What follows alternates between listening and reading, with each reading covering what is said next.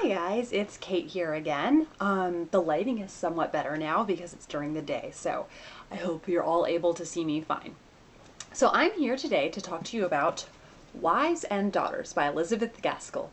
When I was doing it, talking about it yesterday in my favorite authors video, I just realized I was getting so excited about it, just talking about it, so I wanted to do a whole review because I hear some people talk about North and South, but I haven't heard anybody talk about Wives and Daughters on YouTube.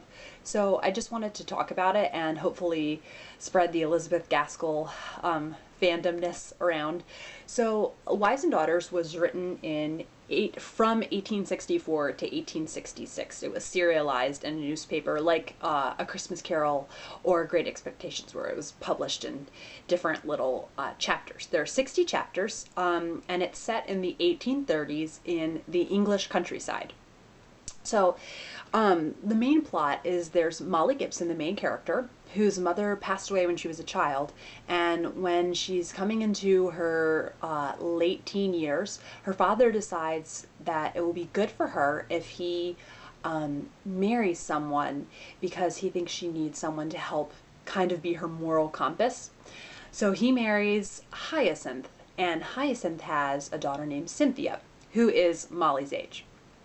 And another big part of the story are some friends that the Gibsons have, Molly's family, and they are the Hamleys. And they're Squire Hamley and his wife, and their two sons, Roger and Osborne. So that's basically where the plot takes off from. I'm going to try my best not to do any spoilers in this, so don't worry if you don't want anything to be given away. So what's interesting about this story, the whole aspect of her gaining a stepmother and a stepsister, is very fairy tale-esque. And I'd say kind of this almost feels like a fairy tale, but it also feels like a Victorian tale that's about morals and the choices that you should make and the lessons that you learn from that. So it feels very Victorian, except an interesting aspect of it is that there's not sympathy for the characters that make poor choices. Whereas in some Victorian tales, like Anthony Trollope, there's just, you made a mistake and I can't understand why at all you would make that mistake. But in this, certain characters like Cynthia or Osborne, the decisions that they make, you really feel for them and kind of understand what their motives were in doing that. Molly really is such a great character. She's sensitive, she's kind-hearted, she's steadfast. You really see her throughout this book in the decisions that she makes and the ways that she makes them, really caring about what she's doing and wanting to do the best for her and her father and Cynthia and Hyacinth. And in Hyacinth, we have the typical stepmother character, and she is manipulative and she is shallow like Mrs. Bennet in Pride and Prejudice, but what's interesting is you can still sympathize with her. You still see that she's not without sympathy. You see her motives and that she actually is a good person, whereas Mrs. Bennet, it's kind of really hard to feel like that sometimes. So that's an interesting aspect of it. And then another interesting aspect is there are two sets of foil characters. So there's Molly, the main character, and her stepsister, Cynthia. You can kind of see how they're almost the polar opposites of each other with the way that they make their decisions and their motivations. And then another set is Roger Hamley, one of the sons in the family, and Mr. Preston, who is a character who you meet later on in the book. So that's a fun way to go into it, looking at that, seeing how those characters contrast from each other. So also what I like about reading Elizabeth Gaskell's books, this is my third Elizabeth Gaskell to read, is the men in her books as opposed to in Jane Austen's books. Now, I am definitely a Jane Austen fan, but it's really neat to see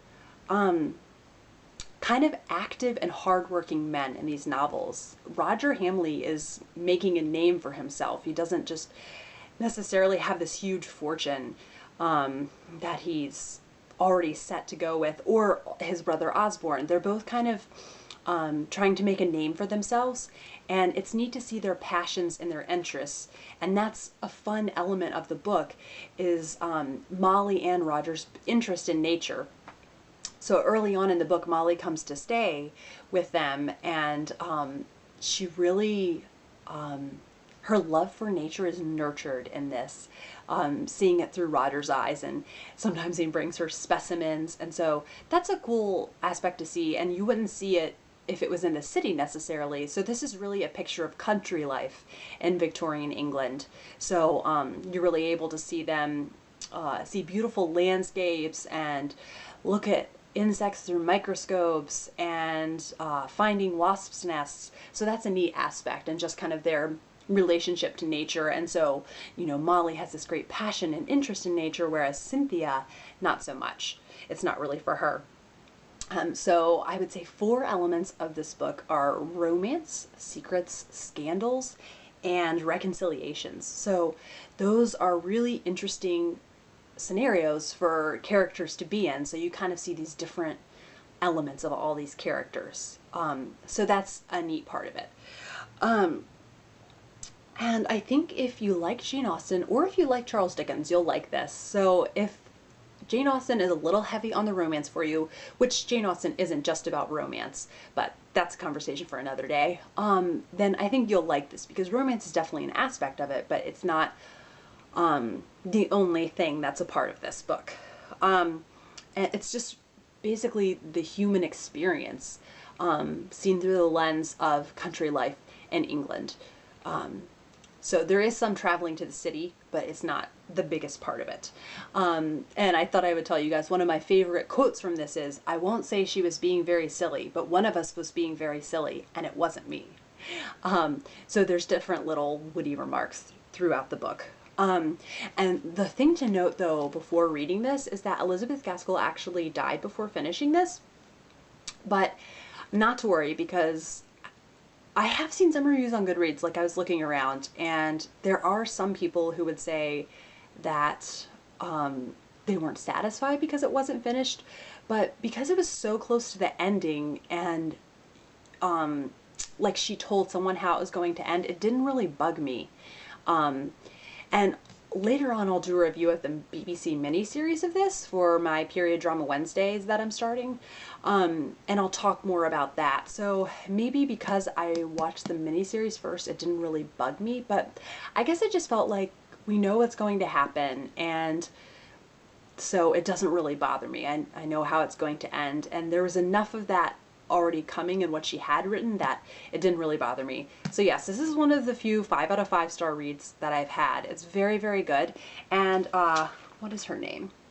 Oh, Josephine Bailey does the audiobook, and that's what I did for most of this book, actually. I checked it out on Overdrive. And she does such a phenomenal, phenomenal job. So if you ever have the chance to do the audiobook in addition to this, I would really check that out. And so I guess the main thing that I like reading this, now I like reading Jane Austen, but I feel like sometimes Jane Austen's characters almost seem like caricatures, like Mrs. Bennet, or Isabella Thorpe, or Lucy, I can't remember her last name, but Lucy, Edward Ferrars' secret fiance. Just seem kind of not whole characters almost, so that just kind of one-dimensional, which is okay because she's making points and she has enough characters that aren't. But I find that really fun about this, that Hyacinth is not just annoying and manipulative. She is that, but she's also other things. And Molly's dad is not just sarcastic and serious. He also has other aspects to him. So yes, if you like the sound of this book, from anything I've said, I would really check it out. It's really good, and I'm really happy that I read it. So I hope you check it out.